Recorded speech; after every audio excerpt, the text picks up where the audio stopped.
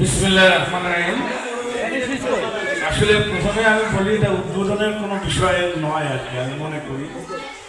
তো আমি প্রথমেই আজকের এই আয়োজনে যারা পরিশ্রম করে এই আয়োজন করেছেন এবং আমাদের এই 96 গ্রুপের এতগুলো বন্ধু বান্ধবী সবাইকে একত্রিত করতে পেরেছেন, এই জন্য তাদেরকে আমি অসংখ্য ধন্যবাদ জানাচ্ছি।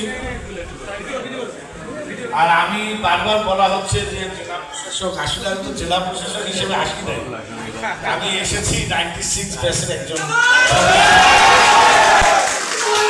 আমরা আমাদের এর আগে ওনারা আমাকে বলেছিল আরো কিছু প্রোগ্রামে কিছু বিষয় তারা অন্তর্ভুক্ত করেছিল। আমি বলেছি যে আসলে এভাবে প্রোগ্রাম করাটা ঠিক না, আমরা বন্ধুরা একসাথে হব, এখানে আলাদাভাবে কারো কিছু চিন্তা করার কোনো সুযোগ নাই। এখানে আমরা সবাই একটা গান, খুব জনপ্রিয় একটা গান আমরা জানি যে ওই একটাই কথা আছে,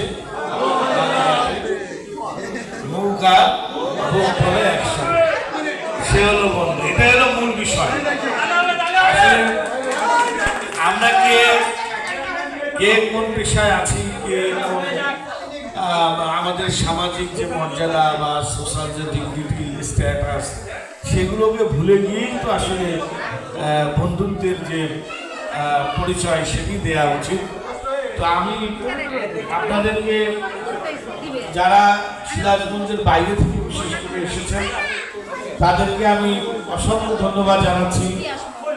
এই রোদ বৃষ্টির এই আবহাওয়ার আপনারা দূর দূরান্ত থেকে আমাদের এই আয়োজনে অনেকের পরিবার সহ অংশগ্রহণ করেছেন।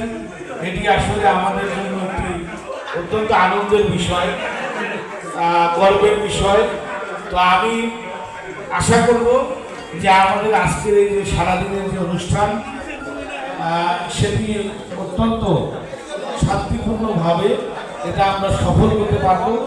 এবং আমার একজন বন্ধু বলেছেন যে যারা সিরাজগঞ্জের বাইরে থেকে এসেছেন, তাদের ব্যাপারে আমরা যারা সিরাজগঞ্জের এখানে আসছি, আমরা বিশেষ দৃষ্টি দেব যাতে তাদের আতিথেয়তায় কোনো ধরনের সমস্যা না হয়।